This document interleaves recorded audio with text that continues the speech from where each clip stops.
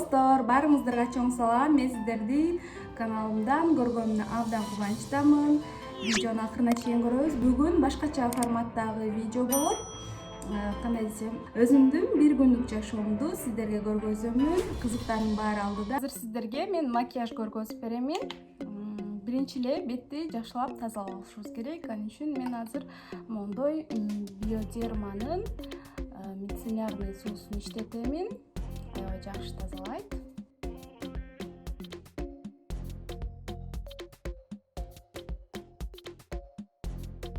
Негизи бетти мицеллярный суу менен тазалагандан кийин сөзсүз бетти жууш керек. Мен мондой термалная вода иштетем. Бул Авененики. Аябай жакшы. Бет аябай увлажнить этет. Күндөн сактоочу SPF кремди иштетем. Мындан бир аз алабыз.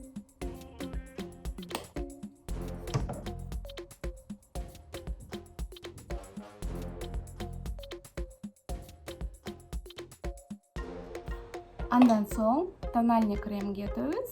Тональный крем Fenty Beauty. Бул Rihanna'нын косметикасы.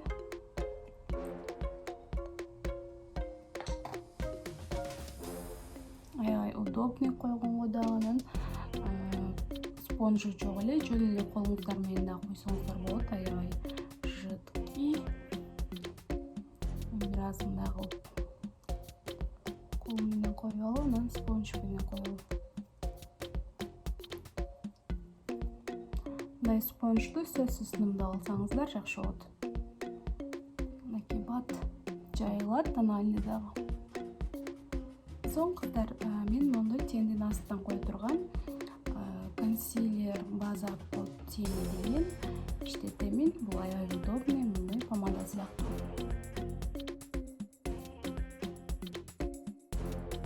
Кашты болсо мондой NYX'тин тенин иштетем.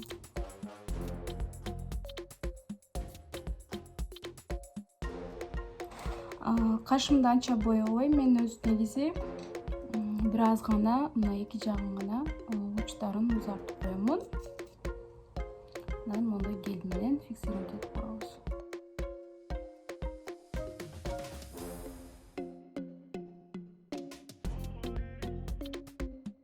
Эми тен менен көзүбүздү боегонго өтөбүз. Huda Beauty'нин тенин колдономун. Аябай жакшы, цветтери мондой.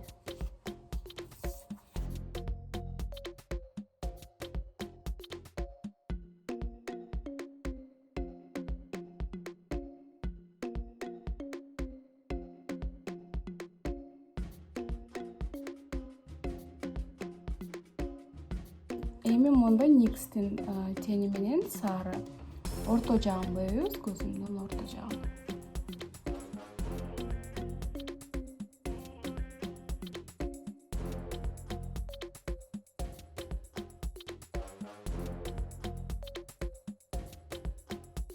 Мондой алтын түстөгү жылтырак крем менен бир аз орто жагына жылтыратып коебуз.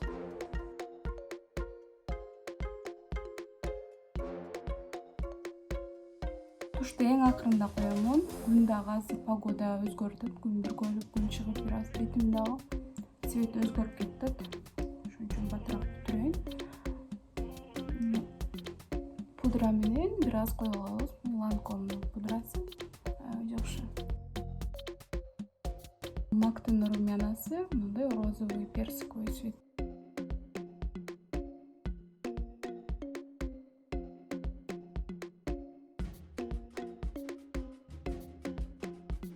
Хайлайтер коебуз. Хайлайтер болсо меники эски мондой Benefit'тики аябай жакшы хайлайтер. Көп жылдан бери колдономун. Ушунчу түгөнүп калса да до конца өтөйүн деп колдонтам. Хайлайтерди могу жерге коебуз дагы. Көзүмдүн үстүнө. Цвети да аябай нежный.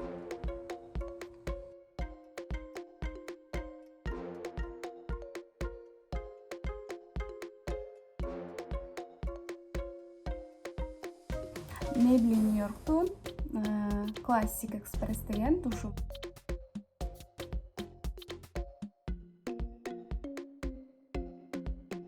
Кыздар, макияж боюнча сөзсүз ой пикирлериңиздерди жазып, калтырып кетиңиздер.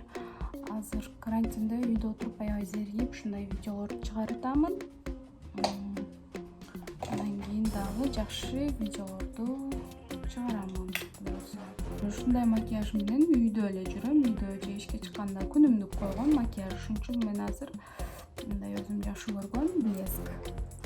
Буну H&M'ден деген магазин билесиздер, мондой H&M деген ошону сатып алсаңыздар болот. Анан жыты да аябай жакшы, мындай майда блескалар менен аябай нежно көрүнөт.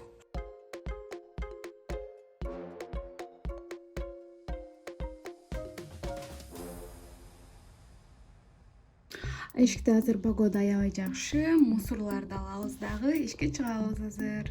Газ кылдым, аябай арзан түштү.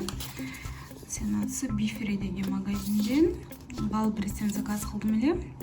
Ал жерде примерка кылганга болбойт экен, ошон үчүн үйгө эле алып келдим. Мен размери XS oversize, мындай жука, качественный, өтө калың эмес, өтө жука эмес, как раз азыркы сезонго ылайыктуу. Мондой юбка заказ кылдым.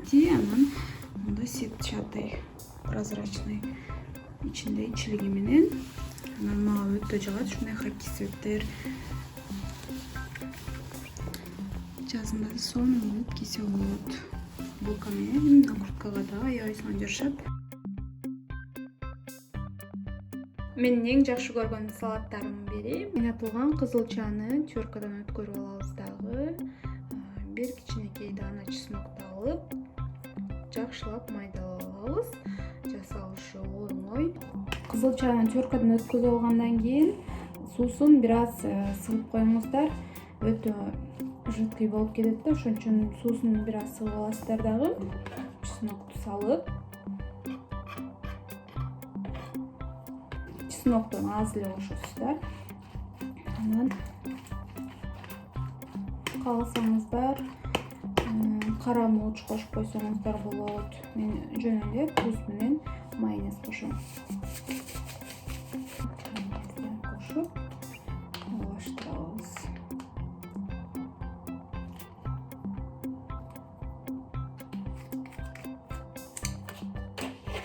Мындай омлет жасадым. Эт менен салат жеймин. Азыр арыкташ керек. Көргөнүңүздарга чоң рахмат кыздар. Кийинки видеолордон жолугушканча сак саламатта калыңыздар.